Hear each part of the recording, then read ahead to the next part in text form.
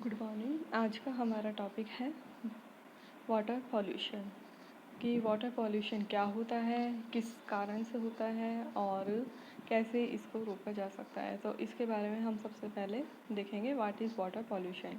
It is defined as the addition of any substance to water और change in water's physical and chemical characteristics in any way which interferes with its use for a legitimate purpose।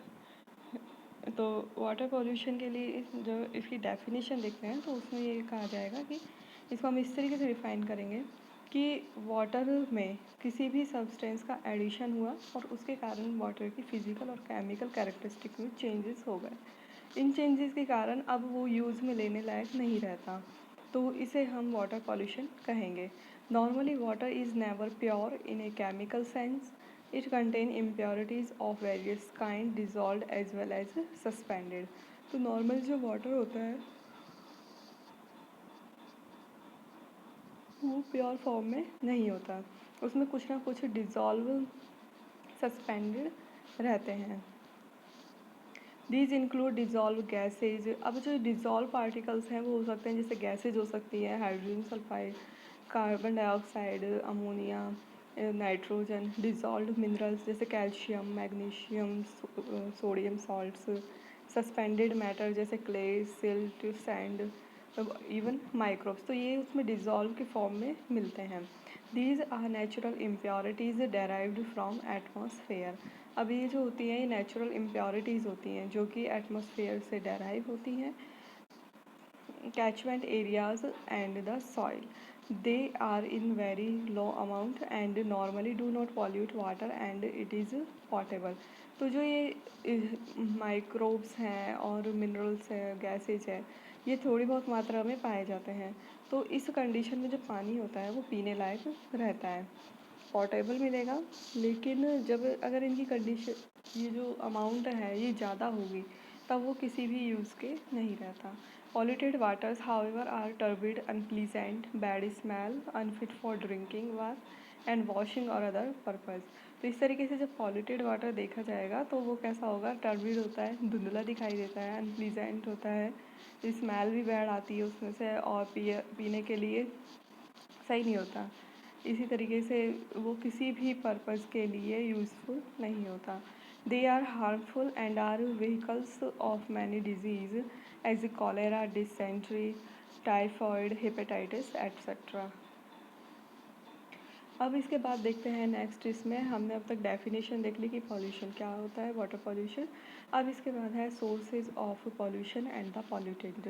The chief sources of water pollution are first sewage and other waste, second industrial effluents, third agriculture discharge and industrial waste from chemical industries, fossil fuel plant और thermal power plants and nuclear power plants. तो ये सारे sources यहाँ पर दिए हुए हैं जिनके बारे में हम आगे पूरा डिटेल में स्टडी करेंगे। Each of these sources of pollution carries a variety of pollutant that enter our water bodies. Polluted are the sources of water pollution and kind of pollutants carried by them। तो ये जितने भी sources दिए हुए हैं ये क्या होता है, ये सारे जो इनके इफ्लुएंट्स होते हैं उनको वाटर रिसोर्सेज में छोड़ा जाता है और इस कारण से वाटर पॉल्यूशन क्रिएट होता है। तो सबसे पहले देखते हैं sewage and other waste. Sewage is the water borne waste derived from home and animal or food processing plant. जो सीवेज होता है वो कहाँ से, डोमेस्टिक वेस्ट हो गया, एनिमल्स का वेस्ट हो गया और इसके अलावा जो फूड प्रोसेसिंग होती है प्लांट्स उनसे निकलने वाला होता है। It include human excreta, paper, cloth, soap, detergent etcetera. तो ये सब इसमें इंक्लूड किए जाते हैं। These are a major proportion of the pollutant entering our water. तो यह मेजर प्रोपोर्शन होता है पॉल्यूटेंट का जो वाटर में एंटर किया जाता है। There is uncontrolled dumping of waste of rural areas, town and cities into pond, lake, stream or river. तो इस तरीके से अब जो ये सीवेज वाटर होता है यह डेली कितना वाटर में ऐड किया जाता है और जो टाउन्स होते हैं, ये सिटीज़ होती हैं, तो वहाँ पर जितना भी सीवेज वाटर होता है वो डायरेक्टली पॉन्ड, लेक और स्ट्रीम्स ऑफ रिवर में कनेक्ट कर दिया जाता है।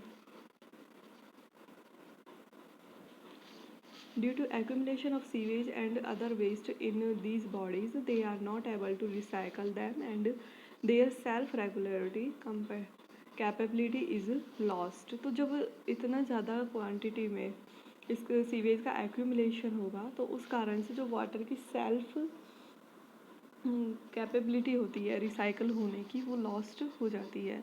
The decomposition of these waste by aerobic microbes decrease due to higher level of pollutant. इसी तरीके से जो वाटर के अंदर जो उसके खुद के एरोबिक माइक्रोब्स होते हैं जो थोड़े बहुत जो पॉल्यूशन है उसे दूर करने का काम करता है, और जो इतनी मात्रा में सीवेज जाएगा तो वो खुद ही डिग्रेड हो जाते हैं। The self-purifying ability of the water is lost and it become unfit for drinking and other domestic uses। तो इस कारण से जो वाटर की सेल्फ प्योरीफाइंग कैपेसिटी होती है, जो सेल्फ प्योरीफाइंग कैपेसिटी होती है वो वहाँ पर लॉस्ट हो जाती है और जिस कारण से वो अब डोमेस्टिक यूज़ के लिए अनफिट होता है। Since decomposition of sewage and other waste is largely anaerobic process, accumulation of these in water increases oxygen requirement BOD। तो अगर ये सीवेज है, ये सीवेज की मात्रा अगर ज़्यादा बढ़ती जाएगी तो इसके कारण क्या होगा, अब जो इस वेस्ट को डिग्रेड करने के लिए जो ऑक्सीजन की आवश्यकता होती है, जो ऑक्सीजन रिक्वायर्ड है उसकी मात्रा बढ़ती जाएगी, क्योंकि जो इसमें जो माइक्रो ऑर्गेनिज्म है वो ही इसे डिग्रेड करेंगे वेस्ट को। तो अब वो माइक्रो ऑर्गेनिज्म के लिए ऑक्सीजन की ज़रूरत होती है, तो ये जो ऑक्सीजन की डिमांड है वो बढ़ती चली जाती है, जिसको हम BOD कहते हैं। तो इस कारण से क्या होगा, जो BOD होती है पॉल्यूशन के कारण वाटर की BOD इंक्रीज होती है। Biological oxygen demand. Phosphate are the major ingredient of most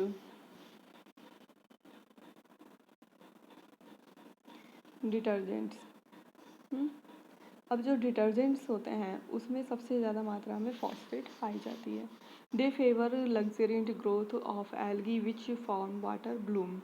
तो जो फॉस्फेट होते हैं वो डिटर्जेंट में पाए जाते हैं। डिटर्जेंट भी डेली में बहुत ज़्यादा यूज़ में लिए जाते हैं, डोमेस्टिक यूजेस में बहुत काम आते हैं। तो अब ये जो फॉस्फेट होता है यह वाटर के थ्रू, सीवेज के थ्रू ये वाटर बॉडी में जाएगा और वाटर बॉडी में जा कर के यह वाटर ब्लूम क्रिएट करता है। वाटर ब्लूम से मतलब हो गया जो वहाँ पे एल्गी होता है, एल्गी को ग्रोथ के लिए फॉस्फेट की ज़रूरत होती है, तो उसे न्यूट्रिशन मिलता रहेगा जिसके कारण एल्गी की ग्रोथ बहुत ज़्यादा हो जाती है। तो पूरा जो वाटर बॉडी होती है वो एल्गी से कवर्ड हो जाती है, तो इसको वाटर ब्लूम कहते हैं। This extensive algal growth also consume most of the available oxygen from the water. अब जो ये एल्गी की ग्रोथ हो रही है तो जो वाटर में प्रेजेंट ऑक्सीजन होती है, डिजॉल्व ऑक्सीजन, उसको यह यूज़ में ले लेती है, तो जिसके कारण जो वाटर का ऑक्सीजन लेवल होता है वो डिक्रीज हो जाता है। Become detrimental to growth of other organism. अब जब वाटर का ऑक्सीजन लेवल कम होगा तो इसके कारण जो दूसरा ऑर्गेनिज्म जो उसमें सर्वाइव कर रहे हैं वो उसमें सर्वाइव नहीं कर पाएंगे, उनके लिए डेट्रीमेंटल होगा और which produce a foul smell upon decay. तो इसके कारण क्या होगा, जब वो उनकी डेथ हो जाएगी दूसरे ऑर्गेनिज्म की तो अब उनका डिके की प्रोसेस सही तरीके से नहीं होगी और जो वाटर होता है वो बैड स्मेल क्रिएट करता है। Some decomposing plants are known to produce toxin as strychnine which kills animal including cattles. इसी तरीके से जब ये जो प्लांट्स होते हैं या अदर एनिमल्स होते हैं ये जब डिग्रेड होंगे तो स्ट्राइक्राइन नाम का जो टॉक्सिन होता है वो रिलीज़ कर देते हैं, जिसके कारण जो दूसरे ऑर्गेनिज्म होते हैं, एनिमल्स हैं, कैटल्स हैं, उनकी ही डेथ होती है। One of the most common primary source of water pollution is the discharge of untreated or partly treated sewage in water bodies, sometimes due to improper sewage handling process of municipal bodies. This is not uncommon in major cities. Such a discharge of sewage and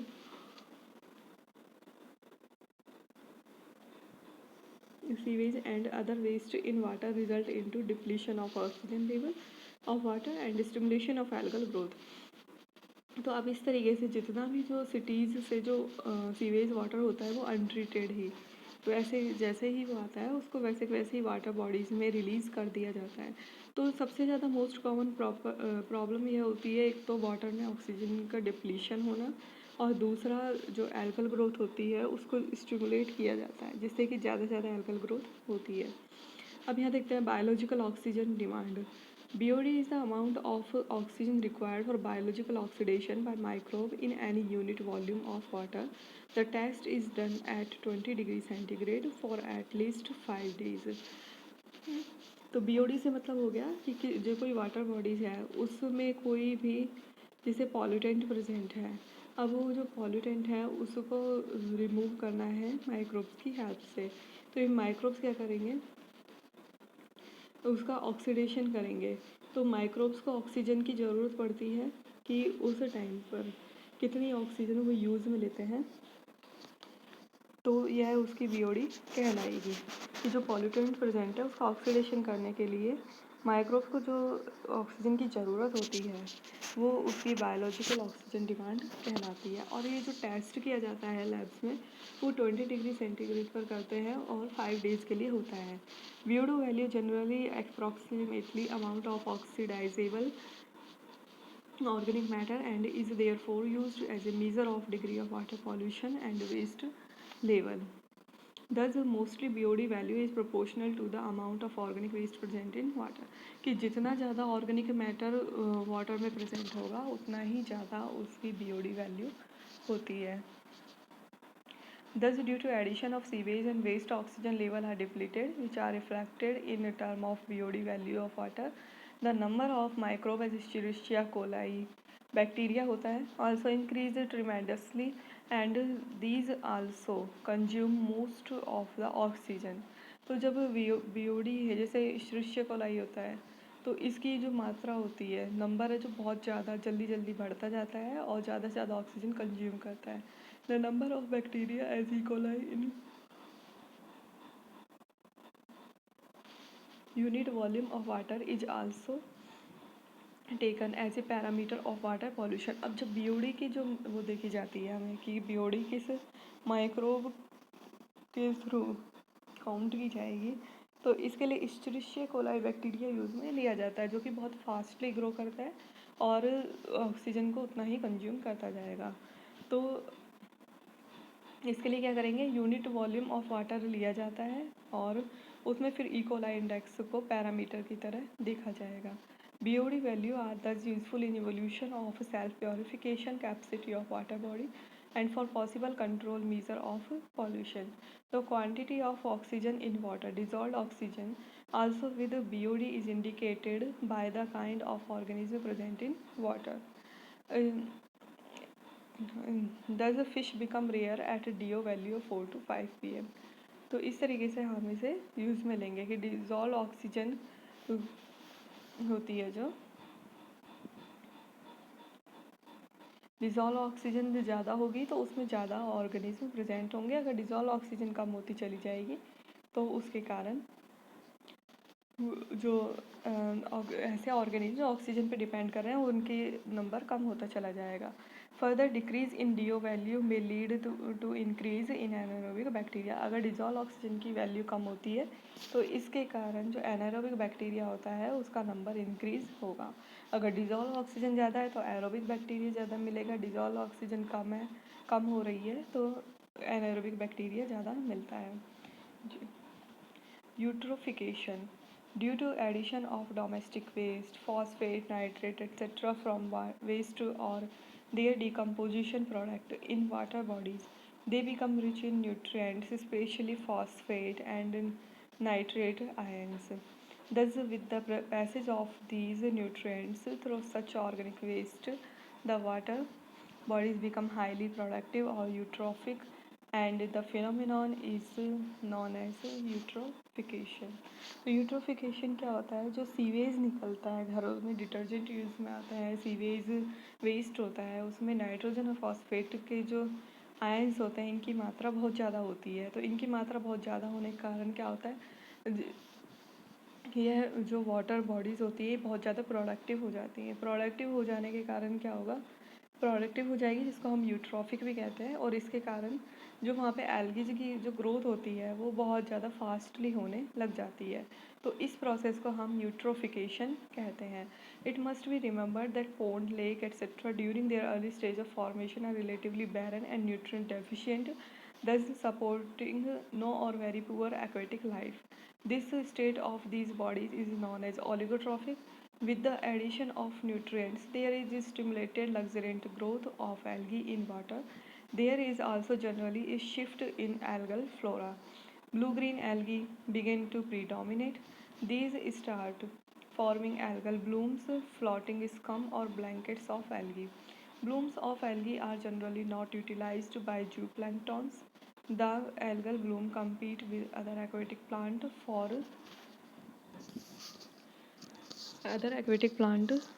light for photosynthesis. Thus, oxygen level is depleted. Moreover, these bloom also refer some toxic chemical which kill fish, birds, and other animals. Thus, water begin to stink.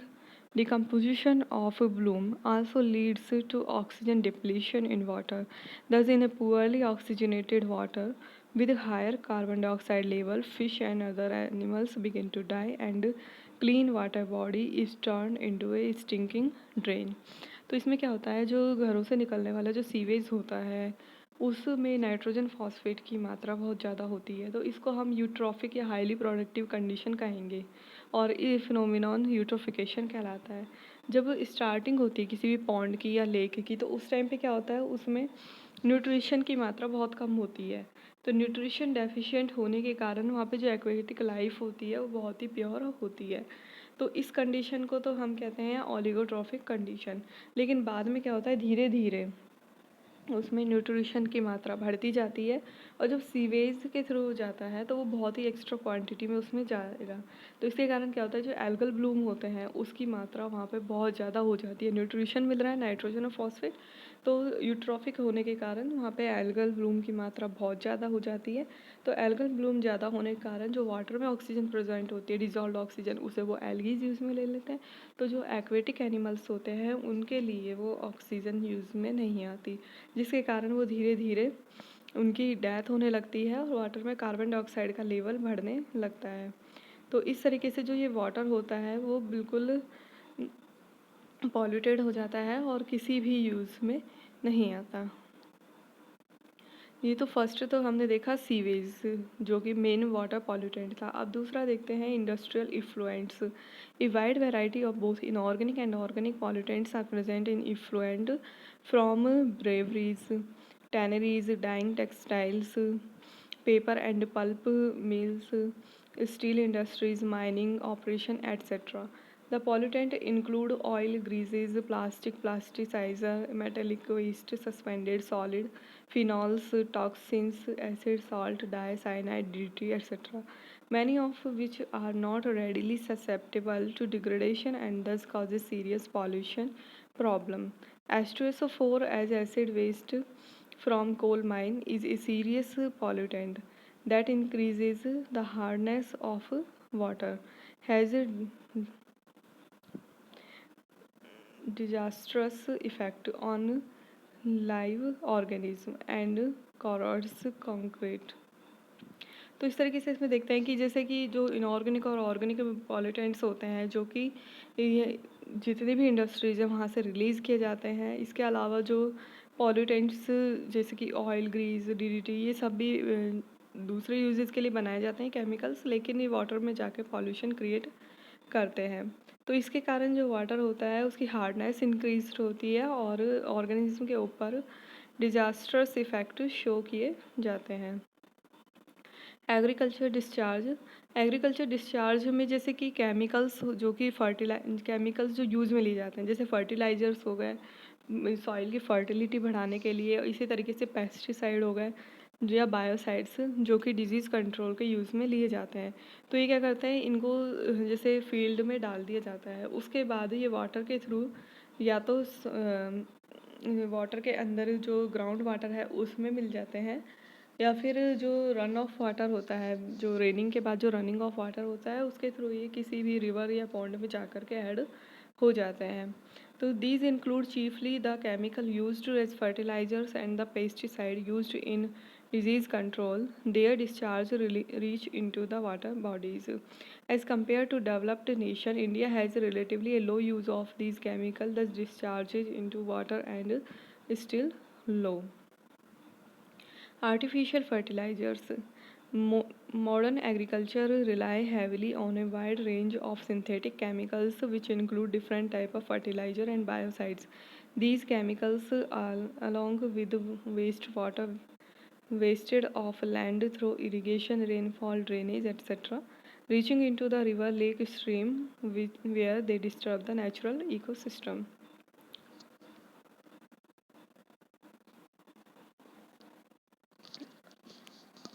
Artificial fertilizers crowd out useful minerals naturally present in the topsoil. The microbes, bacteria, fungi, worms in topsoil enrich the humus and help to produce nutrients to be taken up by the plant and later by animal. But fertilizer enrich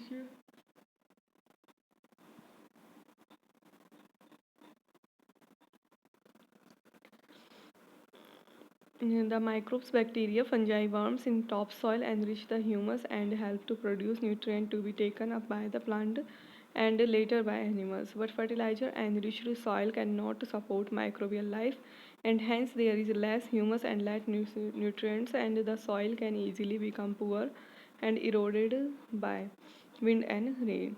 तो इसमें क्या बताया है कि जैसे artificial fertiliser जो use में लिया जाता है उनके कारण क्या होता है, जो माइक्रोब्स की ग्रोथ होती है वो रुक जाती है.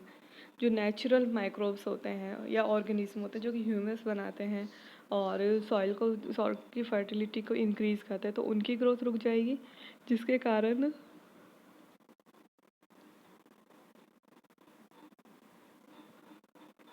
सॉइल होती है जो उसकी क्वालिटी पुअर हो जाती है और विंड और रेन के साथ वो इरोडेड होती है, मतलब एक जगह से दूसरी जगह इजीली मूव कर जाएगी. Plant also become less resistant to disease. Nitrate fertilizers increase the top crop yield, but at the expenses of protein. Corn and wheat grown on soil fertilized with nitrogen, phosphate, and potassium showed a 20 to 25% decline in protein content and increase in carbohydrate content. इसके अलावा यहाँ इसमें बताया गया है कि nitrate fertiliser used an on soil enter our wells and pond. These waters are very rich in nitrate. It not only make water unfit for drinking but also causes disease. This water, when taken by us, the nitrate are converted to nitrites by microbial flora of intestine. These nitrites then combine with the hemoglobin of blood to form methemoglobin, which interfere with the oxygen carrying capacity of blood. The disease produced is called methemoglobinemia. तो इसमें क्या होगा, जो nitrites fertilisers की तरह use में लिए जाते हैं, ये क्या करते हैं वाटर के साथ या तो सॉइल में जो पोर्स होते हैं उनके थ्रू ये ग्राउंड वाटर में चले जाएंगे या फिर किसी भी वाटर बॉडीज़ में चले जाते हैं. वहाँ चले जाने के कारण क्या होगा, जब जो वाटर होता है यह पीने के लिए बिल्कुल अनफिट हो जाता है. अगर फिर भी इस वाटर को यूज़ में लेते हैं तो जो इंटेस्टाइन में जो माइक्रोबियल फ्लोरा होता है उसको यह जो नाइट्रेट होता है वो नाइट्राइट में चेंज हो जाएगा. फिर उसके नाइट्राइट को नाइट्राइट में चेंज कर दिया जाता है इंटेस्टाइन में, जिसके कारण मेथ हीमोग्लोबिन डिजीज़, हीमोग्लोब एनीमिया जो डिजीज़ है वो क्रिएट होती है. इसी तरीके से पेस्टिसाइड एंड हर्बिसाइड होते हैं जो कि ये जो होते हैं, तो these are the chemical used for killing the plant and animal pest. Pesticide is a general term used for bactericide, fungicide, nematocide, insecticide. तो ये सारे हर्बिसाइड, वीडिसाइड ये सब पेस्टिसाइड की तरह यूज़ में लिए जाते हैं. ये भी हैजार्डस और टॉक्सिक इफेक्ट शो करते हैं. बहुत सारे केमिकल्स हैं जो इस तरीके से यूज़ में लिए जाते हैं. तो some of the most toxic pesticide are DDT, dichlorodiphenyl, trichloroethane. BHC benzene hexachloride, chlordane, heptachlor, methoxychlor, इसी तरीके से एल्ड्रीन, एंड्रीन, PCBs, ये सब हैं जो यूज़ में लिए जाते हैं। जो DDT होता है वो बायोलॉजिकल मैग्नीफिकेशन और बायोलॉजिकल एम्प्लीफिकेशन भी शो करता है। इसमें इसके साथ ये फिनोमिनन भी जोड़ी जाती है, क्योंकि ये एक ट्रॉफिक लेवल से नेक्स्ट ट्रॉफिक लेवल में इसकी अमाउंट बहुत ज़्यादा होती चली जाती है। जैसे ग्रासेस में डाला, ग्रासेस में या किसी क्रॉप में डाला, तो जो उस क्रॉप को ईट करेगा, क्रॉप ने एक्यूमुलेट कर लिया, उसके बाद जो नेक्स्ट ट्रॉफिक लेवल होता है जो उसे ईट करेगा, वो उसे एब्जॉर्ब कर लेगा, उसमें उसका एक्यूमुलेशन होगा। तो जो नेक्स्ट हर ट्रॉफिक लेवल पर जो DDT की मात्रा होती है वो बढ़ती चली जाती है, और इसको हम बायोलॉजिकल मैग्नीफिकेशन या बायोलॉजिकल एम्प्लीफिकेशन कहते हैं। इसी तरीके से जो हैवी मेटल्स होते हैं जैसे लेड, मरकरी, कॉपर, ये भी बायोमैग्निफिकेशन शो करते हैं। इंडस्ट्रियल वेस्टेज, तो the two chief product pollutants are heat and radioactive substance. These are waste chiefly from power plant, thermal and nuclear, which use large quantities of water. Some other industries also give off waste water after use. Nuclear power plant are the source of radionuclides.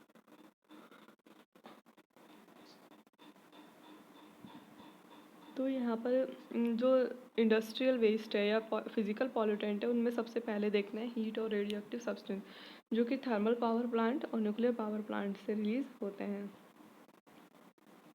तो ये क्या होता है, जैसे इनके near ही जो river होती है उसमें ये छोड़ दिए जाते हैं, जिसके कारण वहाँ की एक्वेटिक लाइफ इफेक्ट होती है। तो waste water from nuclear power plant not as hot but still has an adverse effect on aquatic life. These are early hatching of fish eggs. Second है failure of trout eggs to hatch. Third, failure of salmon to spawn. Fourth, increase in BOD. Fifth, change in diurnal and seasonal behavior and metabolic responses of organism. Sixth, significant shift in algal form and other organisms toward more heat tolerant form. So these lead to decrease in species diversity, affect changes in macrophytes and migration of some aquatic form. तो ये सारे effect होते हैं जब power plants के जो product होते हैं, पॉल्यूटेंट है, वो इसमें वाटर में रिलीज़ किए जाते हैं।